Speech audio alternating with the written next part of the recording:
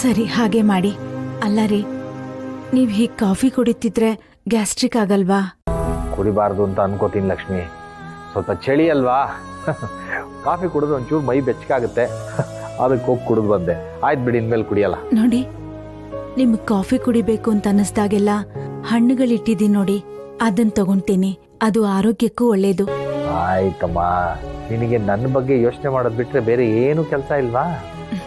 ಮತ್ತೆ ನಿಮ್ ಬಗ್ಗೆ ಯೋಚನೆ ಮಾಡ್ದೆ ನಾನು ಇನ್ಯಾರ ಬಗ್ಗೆ ಯೋಚನೆ ಮಾಡ್ಲಿ? ಮನೆಯವ್ರಿಗೋಸ್ಕರ ನೀವ್ ಹಗಲು ರಾತ್ರಿ ಕಷ್ಟ ಪಡ್ತಿರುವಾಗ ನಿಮ್ ಆರೋಗ್ಯ ಚೆನ್ನಾಗಿರ್ಬೇಕು ತಾನೆ? ಆಯ್ತು, ನೀನು ಹೇಳ್ದಂಗೆ ಮಾಡ್ತೀನಿ. ನೋಡು, ನೀನು ಹಿಂಗೆ ಮಾತಾಡ್ತಾ ಇದ್ರೆ ನನಗೂ ನಿದ್ದೆ ಮಾಡಕ್ ಬಿಡಲ್ಲ, ನೀನು ನಿದ್ದೆ ಮಾಡಲ್ಲ. ಬೆಳಗ್ಗೆಯಿಂದ ನೀನು ಕೆಲಸ ಮಾಡಿ ಸುಸ್ತಾ ಇರುತ್ತೆ ತಾನೆ. ಹೋಗು, ಫೋನ್ ಇಡು, ಮಲ್ಕೊ. ನೀವ್ ಯಾವಾಗ ಮಲ್ಗೋದು?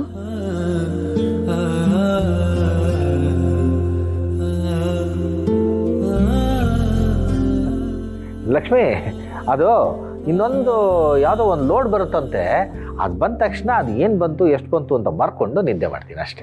ರೀ, ಗೋಡೌನ್ ಒಳಗಡೆ ತಾನೇ ಇದ್ದೀರಾ? ಯಾಕೆ ಕೇಳ್ತಾ ಇದ್ಯಾ? ಅಲ್ಲ, ಹೊರಗಡೆ ತುಂಬಾ ಚಳಿ ಇದೆ ತಾನೆ, ಅದಕ್ಕೆ ಕೇಳ್ದೆ. ನಿಂಗೆ ಹೇಳಿದೆ ತಾನೆ, ನನಗೆ ಅಂತಾನೆ ಸಪ್ರೇಟಾಗಿ ಒಂದು ರೂಮ್ ಇದೆ, ಮಂಚ ಇದೆ, ದಿಂಬಿದೆ, ಹಾಸಿಗೆ ಇದೆ, ಆರಾಮಾಗಿದ್ದೀನಿ. ಸರಿ ರೀ, ಕೆಲ್ಸ ಮುಗಿಸಿ ನಿದ್ದೆ ಮಾಡಿ. ಆಯ್ತು ಲಕ್ಷ್ಮಿ, ನೀನ್ ಫೋನ್ ಇಟ್ಟ ತಕ್ಷಣ ಮಲ್ಕೊಳ್ಳೋದೆ ಆರಾಮಾಗಿ. ಹುಷಾರು. ಆಯ್ತು, ಗುಡ್ ನೈಟ್.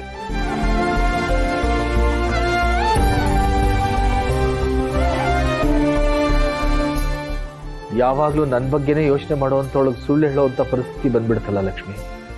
ಇನ್ನು ನಾನು ಹೇಗಿದ್ದೀನಿ ಎಲ್ಲಿದ್ದೀನಿ ಅಂತ ಗೊತ್ತಾದರೆ ಅದೆಷ್ಟು ಮನಸ್ಸಿಗೆ ನೋವು ಮಾಡ್ಕೊಳ್ತಾಳೋ.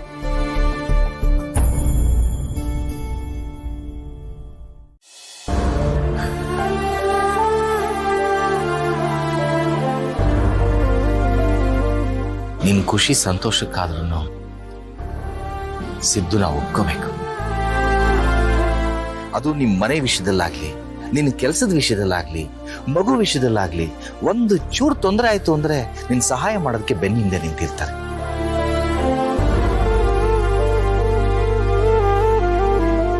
ಸಿದ್ದುಗಿರೋ ಒಳ್ಳೆ ಗುಣದಲ್ಲಿ ಕಾಲು ಭಾಗ ನಮ್ಮ ಮನೆ ಗಂಡು ಮಕ್ಕಳಿಗಿದ್ದಿದ್ರೆ ನಾನು ಇನ್ನೂ ಸಂತೋಷ ಪಡ್ತಾ ಇದ್ದೆ ಅಮ್ಮ.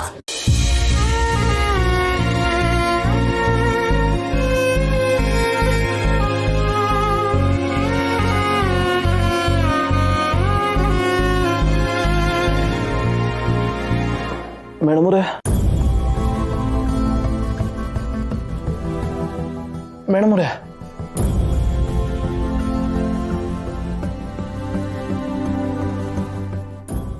ಯಾಕೆ ಮೇಡಮ್ರೆ ನಿದ್ದೆ ಬರ್ತಿಲ್ವಾ? ಏನಾದರೂ ಯೋಚನೆ ಮಾಡ್ತಿದ್ರಿಯಾ? ಏನಿಲ್ಲ. ಖುಷಿ ಏನಾದರೂ ನೆನಪಾಯ್ತವಳ? ಇವತ್ತೇ ಅವಳನ್ನ ನೋಡ್ಕೊಂಡ್ ಬಂದ್ವಲ್ಲ. ಅಲ್ಲ, ಮತ್ತೆ ಹಿಂಗಿದ್ದೀರಿ? ಏನಾಯ್ತು ಮೇಡಮ್ರೆ, ಹೇಳಿ. ನನಗೆ ಇಷ್ಟೊಂದು ಸಹಾಯ ಮಾಡಿದಿರಲ್ಲ, ಯಾಕೆ? ಸಹಾಯ? ಯಾವ ಸಹಾಯ ಮೇಡಮ್ರೆ? ನನಗೆ ಕೆಲಸ ಕೊಡಿಸಿದ್ದು ನೀವೇ, ಖುಷಿಗೆ ಸ್ಕೂಲಲ್ಲಿ ಸೀಟ್ ಸಿಗೋ ಹಾಗೆ ಮಾಡಿದ್ದು ನೀವೇ. ನನಗೆ ಕೆಲಸದಲ್ಲಿ ತೊಂದರೆ ಆದಾಗ ನೀವೇ ಅದನ್ನು ಸರಿ ಮಾಡಿದ್ರಿ.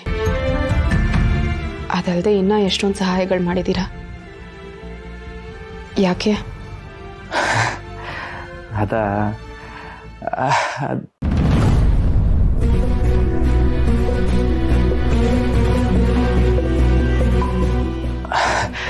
ಅದೆಲ್ಲ ಈಗ ಯಾಕೆ ಬಿಡಿ ಮೇಡಮ್ರೆ. ಈಗ ನಾನು ಏನೋ ಒಂದು ಹೇಳೋದು ಅದಕ್ಕೆ ನಿಮಗೆ ಬೇಜಾರಾಗೋದು, ಆಮೇಲೆ ನೀವು ಕೋಪ ಮಾಡ್ಕೊಳ್ಳೋದು, ಇದೆಲ್ಲ ಯಾಕೆ ಬೇಕು? ನಾಳೆಗೆ ನಿಮಗೆ ಆಫೀಸ್ ಅದೇ, ಬೇಗ ಹೋಗ್ಬೇಕು. ಆರಾಮಾಗಿ ಮನೆ ಕಳಿ ಮೇಡಮ್ರೆ.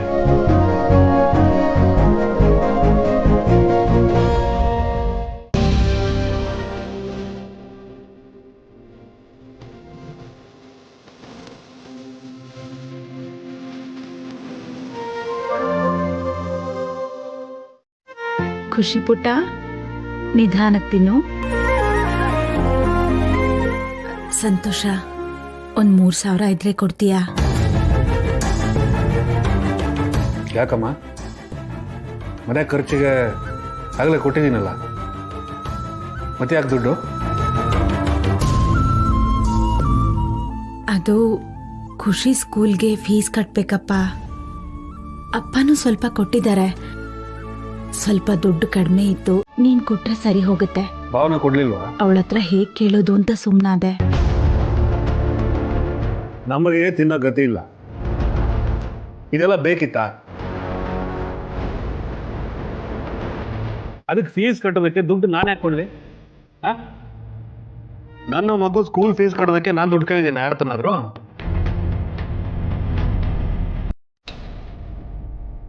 ಸಂತು, ಅಮ್ಮ ಏನು ಕೇಳಿದ್ಲು? ನಿನ್ನ ಹತ್ರ ದುಡ್ಡು ಇದ್ದರೆ ಕೊಡಪ್ಪ, ಇದ್ದರೆ ಕೊಡ್ತೀನಿ, ಇಲ್ಲ ಅಂದರೆ ಇಲ್ಲ. ಅನಗತ್ಯವಾಗಿ ಯಾಕಪ್ಪ ಮಾತಾಡ್ತೀಯ? ನಾನು ಮಾತಾಡಿದ್ರೆ ಎಲ್ರಿಗೂ ಹೇಗೆ ಅನ್ಸೋದು? ಯಾಕೆ ಹೇಳಿ? ನಾನು ಸತ್ಯ ಹೇಳ್ತೀನಲ್ಲ ಅದಕ್ಕೆ. ಈ ಮಗುನ ಕರ್ಕೊಂಡು ಬಂದಿದ್ದು ಭಾವನೆ. ಎಷ್ಟು ಬೇಡ ಅಂದ್ರೂ ಹಠ ಮಾಡದೆ ಕರ್ಕೊಂಡು ಬಂದಿದ್ದಾರೆ. ಈಗ ಅವಳೆತ್ತನೇ ನೋಡ್ಕೋಬೇಕು.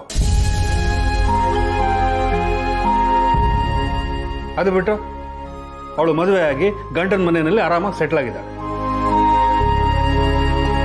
ಈಗ ನಾವು ಇವಳು ನೋಡ್ಕೋಬೇಕಾ? ಈ ಮಗು ಯಾಕೆ ನಮ್ಮಲ್ಲಿ ಇರಬೇಕು ಅದನ್ನ ಹೇಳಿ. ಯಾಕೆ ಹೀಗ್ ಮಾತಾಡ್ತಿದ್ಯಾ ಸಂತೋಷ? ಇವಳು ನಮ್ಮನೆ ಮಗಳು ತಾನೆ. ಯಾರ್ದೋ ಮಗುನ ನಮ್ಮನೆ ಮಗಳು ಅಂತ ಹೇಗಮ್ಮ ಅನ್ಕೊಳಕ್ಕಾಗುತ್ತೆ? ಅದಕ್ಕೆ ಈ ತಲೆನೋವೆಲ್ಲ ಬೇಡ ಅಂತ ಕಳಿಸಿ ಕೈ ತೊಳ್ಕೊಂಡ್ರೆ ಮತ್ತೆ ವಾಪಸ್ ಕರ್ಕೊಂಡ್ ಬಂದಿದ್ದಾಳೆ.